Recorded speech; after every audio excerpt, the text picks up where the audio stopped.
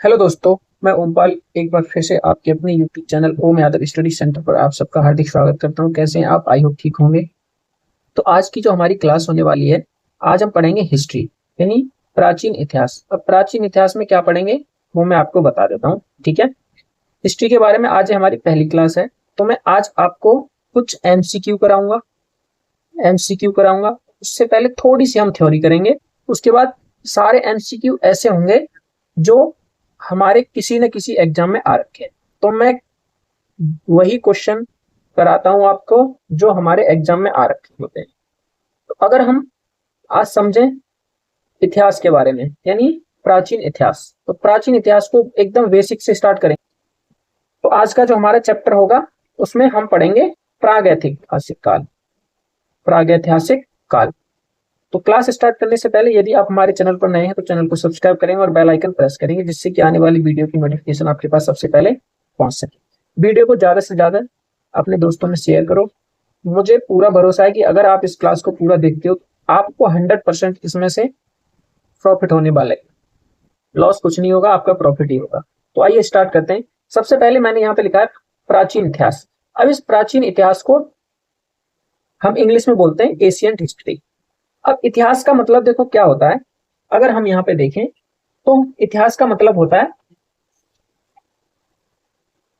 अतीत का अध्ययन। क्या होता है? अतीत का अध्ययन। अब इस इतिहास को तीन भागों में डिवाइड किया गया आपका।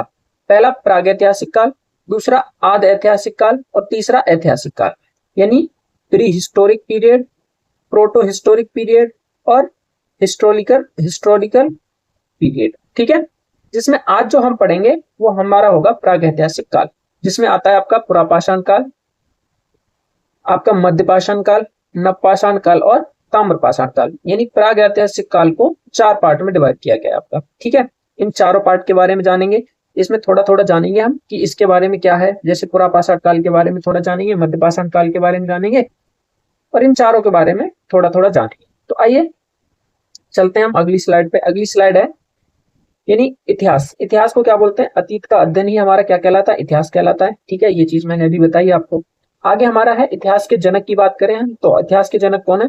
हेरोडोटस आपको देखने को मिलेंगे इतिहास के जनक। मानव जाति का पालना अफ्रीका महादेश को कहते हैं, यानी मानव जाति का पालना किसे कहते हैं? अफ्रीका महादेश को कहते हैं। जबकि सभ्यता का पालना एशिया महादेश को कहते हैं, महादेश को कहते हैं। इतिहास को तीन खंडों में बांटते हैं। पहला है आपका प्रागैतिहासिक काल, और मैंने अभी बताया आपको कौन कौन से होते हैं। ठीक। आगे जो हम पढ़ेंगे, आज जो पढ़ने वाले हैं प्रागैतिहासिक काल। तो प्रागैतिहासिक काल क्या होता है इसके बारे में। इतिहास का वह समय जिसमें मानव लिखना पढ़ना नहीं जानता था। इसकी जानकारी केवल पुरातात्विक साक्ष्य से मिली है। इसके अंतर्गत पाषाण काल को रखते हैं। यानी इसमें क्या हुआ था आपका, इसमें मानव जो है पढ़ना लिखना जानता नहीं था और ना ही इसके बारे में कोई लिखित साक्ष्य मिले। यानी इसमें सिर्फ कैसा है, ये पाषाण काल के नाम से इसमें जानते हैं। पाषाण काल के नाम से क्यों जानते हैं? क्योंकि इसमें जो है चित्रकारी की गई थी, पत्थरों पे हो गया आपका, यानी गुफाओं में चित्रकारी। तो ये सब चित्रकारी के लिए इसको जाना जाता है। ठीक है, चित्रकला के माध्यम से इसमें दर्शाया गया था। ठीक है, तो इसलिए इसको बोलते हैं पाषाण काल। अब पाषाण काल बोलते हैं तो आगे देखो नेक्स्ट स्लाइड पे अगर हम चले तो क्या है पाषाण काल। क्या होता है? Stone age. जैसे वह समय जब मानव पत्थर के औजार एवं हथियार को उपयोग करता था, पाषाण काल कहलाता है। भारत में सर्वप्रथम 1863 ईस्वी में रॉबर्ट ब्रूस ब्रुट ने पाषाण कालीन सभ्यता की खोज की। भारतीय पुरातत्व का पिता सर अलेक्जेंडर कनिंगम है। कौन है? Sir Alexander Cunningham. भारत का पुरातात्विक संग्रहालय इंदिरा गांधी मानव संग्रहालय है, जो संस्कृति मंत्रालय के अधीन है। आगे पॉइंट है मिलने वाले धातु। मिलने वाले धातु के आधार पर नामकरण किसने किया था? क्रिश्चियन थॉमस ने किया था। यानी देखो, भारत का पुरातात्विक संग्रहालय जो है आपका इंदिरा गांधी मानव संग्रहालय है, जो संस्कृति मंत्रालय के अधीन है।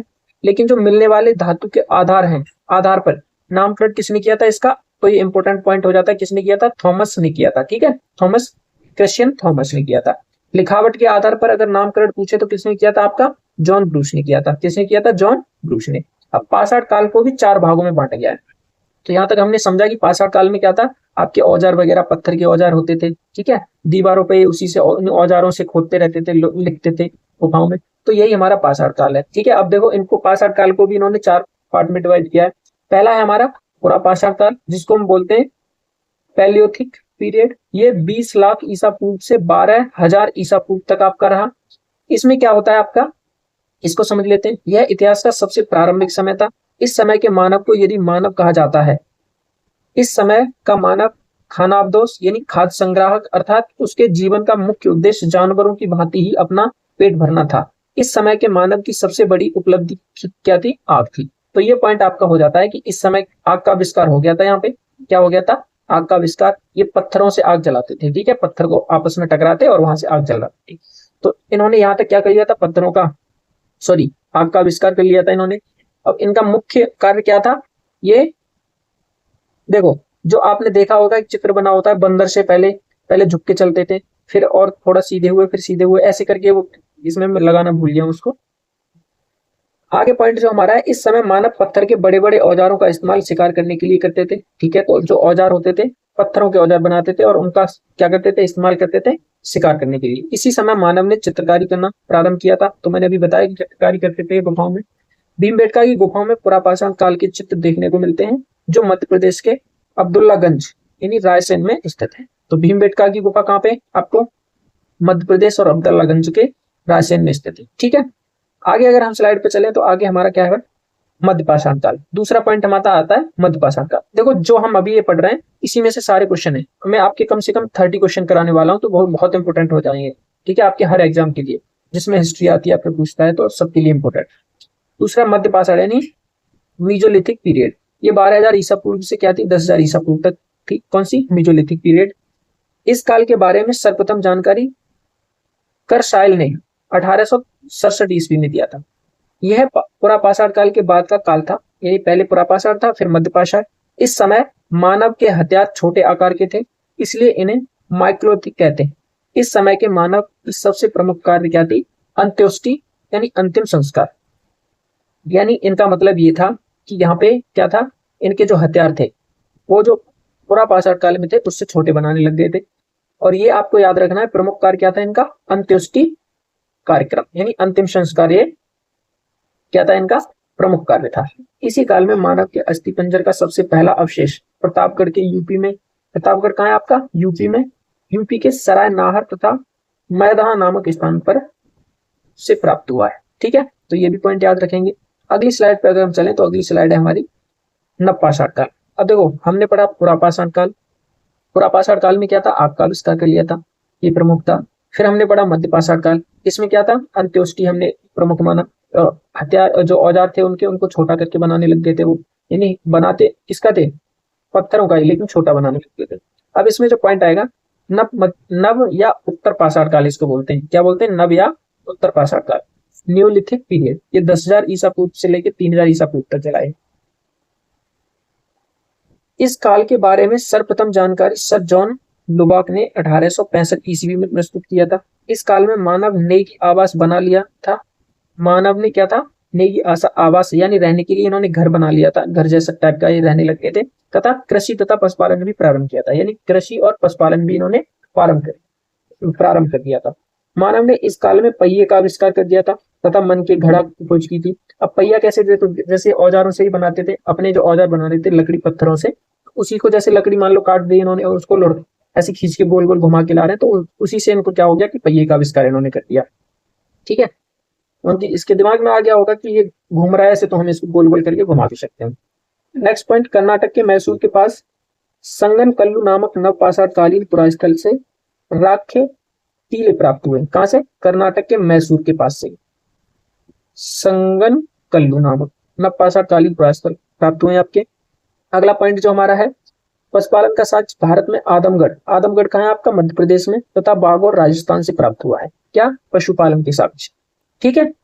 अगले स्लाइड की तरफ चलें तो हमारा है, अब इसमें जो आपका नवपाषाण काल है इसके कुछ इंपोर्टेंट पॉइंट है, जैसे मेहरगढ़। अब ये मेहरगढ़ कहाँ पे है? ये पाकिस्तान के बलूचिस्तान में स्थित है। यहाँ से सर्वप्रथम 7,000 ईसा पूर्व सुलेमान और किरथर पहाड़ियों के बीच कृषि के साक्ष्य जो है जौ एवं गेहूं मिले। अब कहां से मिले हैं? मेहरगढ़ से। क्या मिले हैं? गेहूं और जौ। तो ये क्वेश्चन बहुत पूछता है, आपको ये ध्यान रखना है। कहां से मिले हैं? मेहरगढ़ से मिले। और मेहरगढ़ कहाँ है? पाकिस्तान के बलूचिस्तान में, ठीक है। और एक पॉइंट और पूछ लेता है कि सुलेमान और किरथर पहाड़ियों के बीच में, ठीक है। तो ये इंपॉर्टेंट पॉइंट है, आपको इसको याद करना है।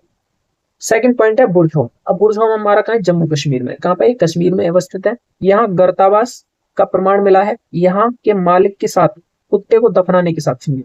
यानी बुर्जहोम जो था, यहाँ पे देखो हमने पढ़ा कि ये जानवरों को तो पालने लग गए, तो कुत्ता जानवरों में ही आता है। यानी जब जानवरों में आता है तो मालिक के साथ उनको दफनाने के भी क्या मिले, कुत्ते को दफनाने के भी साक्ष्य मिले। और वो कहाँ मिले, बुर्जहोम। बुर्जहोम कहाँ है, कश्मीर में। अगला पॉइंट हमारा हो जाएगा गुपकराल। यहाँ से मृद भांड का पहला प्राण प्राप्त हुआ है। किसका, मृद भांड का पहला प्राण प्राप्त हुआ है।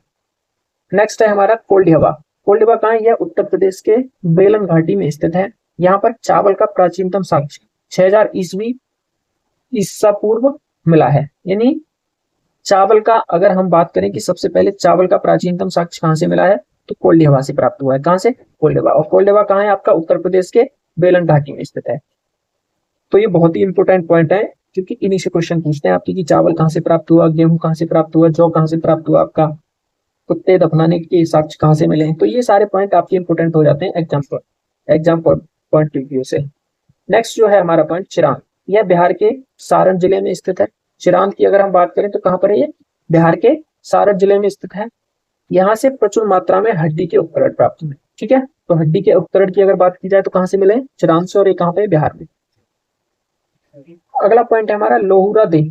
यहाँ से नवीनतम सबसे प्राचीन चावल का साक्ष्य। यानी देखो नवीनतम और सबसे प्राचीन चावल का साक्ष्य अगर पूछे तो लोहुरा देह। और अगर हमसे पूछे कि चावल का साक्ष्य प्राचीनतम साक्ष्य कहाँ से मिला है, तो कोल्डिहवा से। और ये 9000 ईसा पूर्व से 7000 ईसा पूर्व के बीच का प्राप्त हुआ है। आगे हमारा दमदमा। ये यहाँ एक ही कब्र में 3 मानव कंकाल मिले हैं। मानव द्वारा पाला गया पहला पशु कुत्ता था। अब 2 और मिले, यानी पहला पशु कौन था, कुत्ता। और ये कहां से मिला, दमदमा से। ठीक है, अगर नेक्स्ट स्लाइड पे चले हैं तो नेक्स्ट स्लाइड क्या है हमारी, नेक्स्ट स्लाइड आ जाती है हमारी चौथा, ताम्र पाषाण काल, यानी कैलियोथिक पीरियड। तो ये हमारा पहला पॉइंट इसमें क्या है कि यह पाषाण काल का अंतिम समय था। इस समय तांबे की खोज हुई थी, जिस कारण औद्योगिकरण शुरू हो गया। यानी इसी औद्योगिकरण का विकसित रूप सिंधु सभ्यता में देखने को मिलता है। यानी इनका कहने का मतलब है कि इन्होंने तांबा की यहाँ पे खोज कर ली थी, और जैसे ही तांबा की खोज की तो क्या हुआ, व्यापार शुरू हो गया, यानी औद्योगिकरण शुरू हो गया। और इसी औद्योगिकरण का, यानी इसका विकास जो हमें देखने को मिलता है औद्योगिकरण का, वो सिंधु सभ्यता में अच्छे से देखने को मिलता है। तो आगे हम नेक्स्ट वीडियो जब अगले लेके आएंगे तो उसमें सिंधु सभ्यता में, वैदिक सभ्यता में सब कराने वाला हूँ आपको। ठीक है, बस आपको इस जो आज हमारी क्लास होगी इसका फीडबैक मुझे देना है। ठीक है, आपको कमेंट करके बताना है कि ये क्लास आपको कैसी लगी। अगर आप बोलेंगे जब भी मैं कराऊंगा कमेंट में, नहीं तो मैं नहीं कराऊंगा जीएस। ठीक है, नेक्स्ट हमारा पॉइंट, नब्दा टोली मध्य प्रदेश का एक महत्वपूर्ण ताम्र पाषाणिक पुरा स्थल है, जिसकी उत्खनन एच.डी. संकलिया ने कराया था। किसने कराया था, एच.डी. संकलिया ने। अभी सेम क्वेश्चन आपको देखने को मिलेंगे, अभी जब मैं दिखाऊंगा ना कि ये किस किस में क्वेश्चन आए हुए। मानव द्वारा खोजी गई पहली धातु कौन सी थी, तांबा थी। और कब खोली गई, ताम्र पाषाण काल। ठीक है, तो ये हमारे कुछ पॉइंट थे। अब हम चलेंगे, अब जो हमारे स्टार्ट होने वाले हैं क्वेश्चन। तो इतना जो हमने पढ़ा अब तक ये हमारी थ्योरी थी एक तरह से। अब इसी में से देखो क्वेश्चन क्या क्या बनते हैं आपके अलग अलग एग्जाम में जो आए हुए हैं, वो मैं आपको यहाँ पढ़ाने वाला हूँ। ठीक है, तो हम क्वेश्चन करेंगे, अब 1 से लेकर स्टार्ट करेंगे, और बहुत ही इंपॉर्टेंट क्वेश्चन है सारे। सबसे पहला क्वेश्चन, इतिहास का जनक किसे कहा जाता है। तो हमने ये तो अच्छे से पढ़ा था कि हेरोडोटस, अरस्तु, रॉबर्ट या अलेक्जेंडर कनिंघम। तो आपने भी पढ़ाई, तो क्या हो जाएगा हमारा ऑप्शन नंबर 1 हो जाएगा सही, ए हेरोडोटस। सेकंड क्वेश्चन है हमारा, भारतीय पुरातत्व का पिता किसे कहा जाता है। तो बताओ किसको कहा जाता है, हेरोडोटस है, अरस्तु, रॉबर्ट हुक या अलेक्जेंडर कनिंघम। तो क्या हो जाएगा हमारा इस क्वेश्चन का आंसर हो जाएगा अलेक्जेंडर कनिंघम। नेक्स्ट क्वेश्चन की तरफ चले अगर हम, तो अगला क्वेश्चन हमारा आज का, अगला क्वेश्चन है, मानव द्वारा पाला गया प्रथम जानवर कौन था। तो मानव द्वारा पाला गया प्रथम जानवर कौन था, सबसे लास्ट में यही किया था हमने, क्या था, कुत्ता। किस काल को माइक्रोलिथिक कहा जाता है। माइक्रोलिथिक किस काल को कहा जाता है, क्या पुरापाषाण काल को, या नवपाषाण काल को, या मध्यपाषाण काल को, या सिंधु सभ्यता को। तो बताएंगे आप मुझे किस काल को कहा जाता है। तो किसको कहा जाता है, मध्यपाषाण काल को। ऑप्शन नंबर बी हो जाएगा, सॉरी बी हो जाएगा करेक्ट। यानी ये सी है वैसे तो, लेकिन यहाँ बी लिखा है तो अब बी। ठीक है, अगले क्वेश्चन की तरफ चलें। तो अगला क्वेश्चन हमारा आज का, निम्नलिखित में से किस काल खंड में मानव ने सर्वाधिक जीवन बिताया। किस काल खंड में मानव ने सर्वाधिक जीवन बिताया। देखो इंपोर्टेंट क्वेश्चन है सारे क्वेश्चन, मैं बस यहाँ पे ये समझ लो लिखना भूल गया हूँ। अब यहाँ से जो 5 से जो स्टार्ट होंगे आपके, 8 के बाद, वो सारे क्वेश्चन ए टू जेड जितने भी क्वेश्चन हम करेंगे आए हुए क्वेश्चन आएंगे। किस आपके एग्जाम में कौन सा क्वेश्चन आ जाए, और एक बार नहीं 4 बार क्वेश्चन आए हुए हैं। ठीक है, तो इसका आंसर क्या होगा? पुरापाषाण काल, मध्यपाषाण काल, नवपाषाण काल या सिंधु सभ्यता। तो ये क्या था क्वेश्चन, हमने नहीं पढ़ा। किस कालखंड में मानव ने सर्वाधिक जीवन बिताया? तो किस काल में बिताया था मानव ने सर्वाधिक जीवन? अभी हमने पढ़ाई था, ये किसमें बताया था? मध्यपाषाण काल। ठीक है, एक मिनट, सेम क्वेश्चन है ना ये तो। किस काल में, अच्छा ये सॉरी सॉरी सॉरी, इसमें इसका आंसर क्या हो जाएगा? इसका आंसर हो जाएगा आपका पुरापाषाण काल। क्या हो जाएगा? पुरापाषाण काल। यानी किस काल खंड में मानव ने सर्वाधिक जीवन बिताया? तो पुरापाषाण काल। पीछे जो क्वेश्चन हमारा था वो था किस काल को माइक्रोलिथिक कहा जाता है? तो मध्यपाषाण काल। ठीक, मैं कंफ्यूज हो गया था। आगे जो हमारा क्वेश्चन है नेक्स्ट, मानव द्वारा खोजी गई सबसे पहली धातु कौन सी थी? तो ये भी हमने पढ़ा था, कौन सी धातु थी? तांबा थी। ठीक है, अगले क्वेश्चन की तरफ अगर हम चलें तो नेक्स्ट क्वेश्चन हमारा क्या हो जाएगा बताओ? इस क्वेश्चन का आंसर बताओ। सबसे पहले चावल के साथ कहां पर देखने को मिली? कोल्ड हवा हो जाएगा या मेहरगढ़, बुर्ज होम, धौलावीरा? बताओ कहां से हो जाएगा? तो हमने पढ़ा था कहां पे हो जाएगा? कोल्ड हवा। ठीक है, आगे अगर क्वेश्चन की बात करें तो आग का आविष्कार किस काल में हुआ? आग का आविष्कार किस काल में हुआ? बताओ आप, किस में हुआ? पुरापाषाण काल में हुआ या नवपाषाण काल में, मध्यपाषाण काल या ताम्रपाषाण काल? तो किस काल में हुआ था आग का आविष्कार? पुरापाषाण काल। यानी ऑप्शन नंबर ए हो जाएगा एकदम करेक्ट हमारा।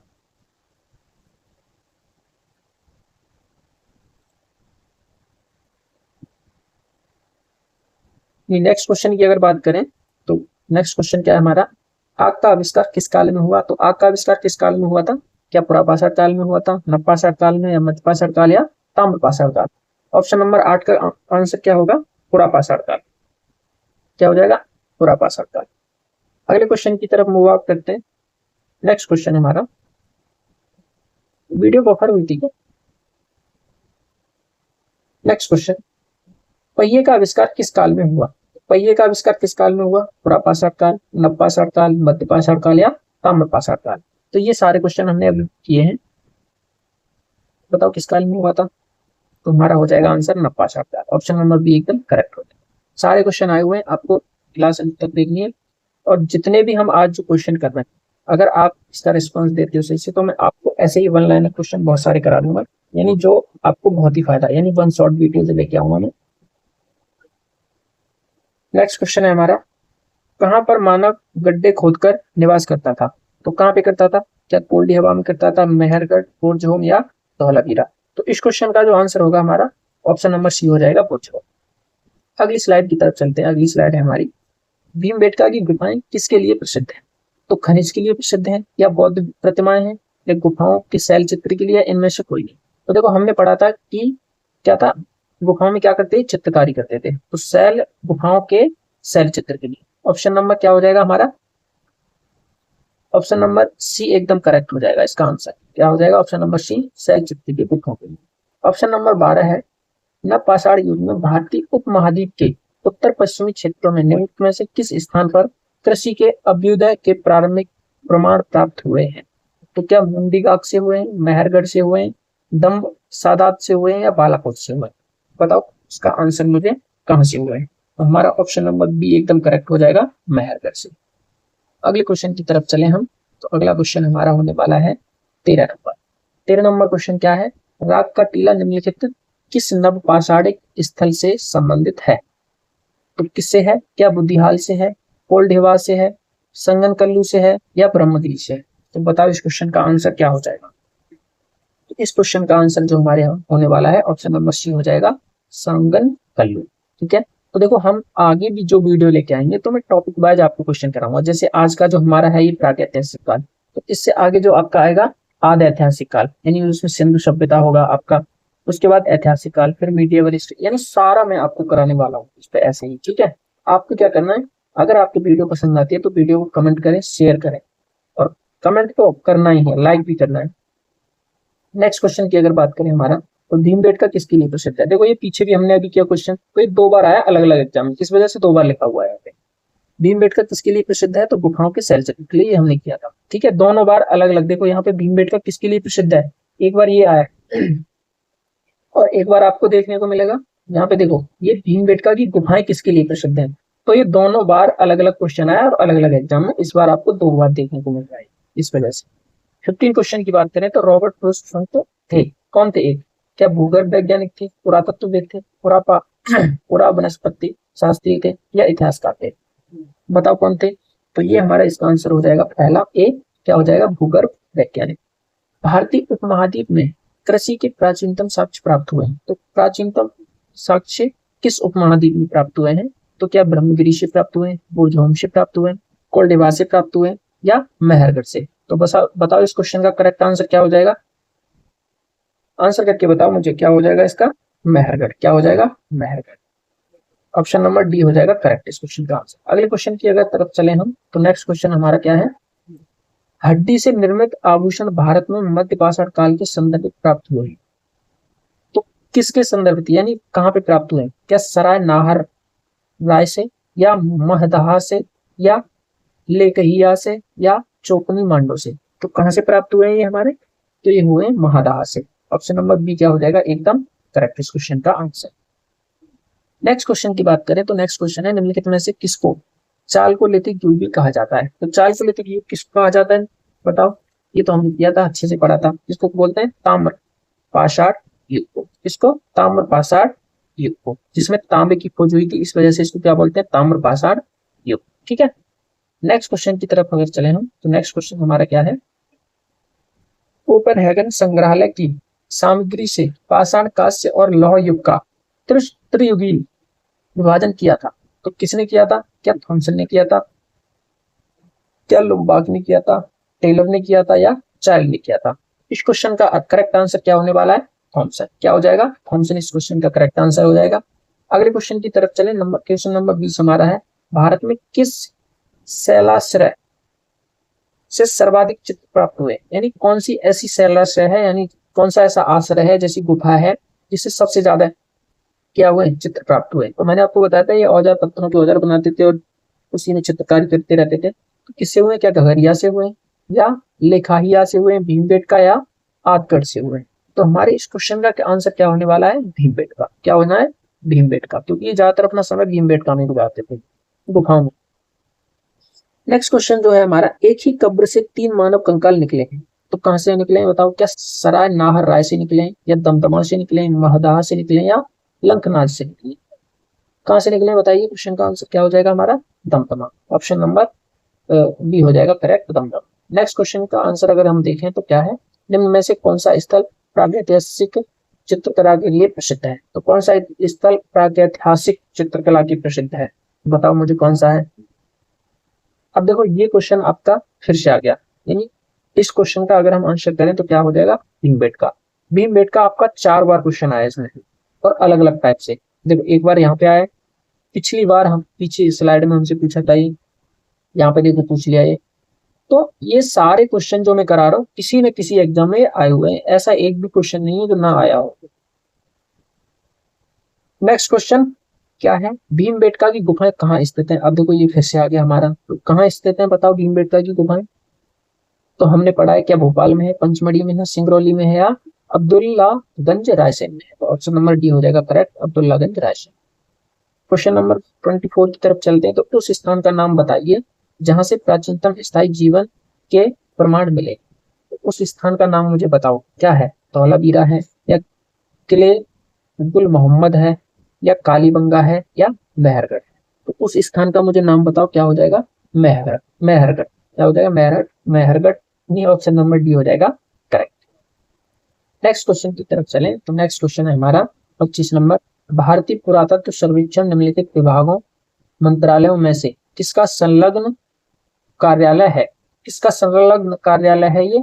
अगर इस क्वेश्चन की तरफ हम चलें तो इसका ऑप्शन क्या है? संस्कृति है, पर्यटन है, विभाग और प्रौद्योगिकी है, मानव संसाधन विकास है। तो मंत्रालय में किसका मंत्रालय बताओ? भारतीय पुरातत्व सर्वेक्षण विभागों में किसका संलग्न कार्यालय है? तो इस क्वेश्चन का आंसर क्या होने वाला है आप मुझे बताओ। तो इस क्वेश्चन का आंसर हो जाएगा संस्कृति। क्या हो जाएगा? संस्कृति। अगले क्वेश्चन की तरफ हम चलें, तो राष्ट्रीय मानव संग्रहालय कहाँ पर है? तो राष्ट्रीय मानव संग्रहालय कहाँ पर है? क्या आपका गुवाहाटी में है, भोपाल में है, बस्तर में है या चेन्नई में? बताओ मुझे कमेंट करके आपका इस क्वेश्चन का आंसर क्या हो जाएगा? क्या हो जाएगा? बी आंसर सही हो जाएगा, भोपाल। ठीक है। नेक्स्ट क्वेश्चन की तरफ चले, तो ये आज का हमारा लास्ट क्वेश्चन है। यानी नबदा टोली का उत्खनन किसने किया था? नबदा टोली का उत्खनन किसने किया था? तो के.डी. वाजपेयी थे, या बी.एस. वांकड थे, या एच.डी. सांकलिया थे, या मार्टिन व्हीलर थे? Mortimer wheeler. कौन हो जाएगा इस क्वेश्चन का आंसर? हो जाएगा एच.डी. सांकलिया। निम्नलिखित में से किस स्थल से मानव कंकाल के साथ कुत्ते का कंकाल की समाधान से प्राप्त हुआ है?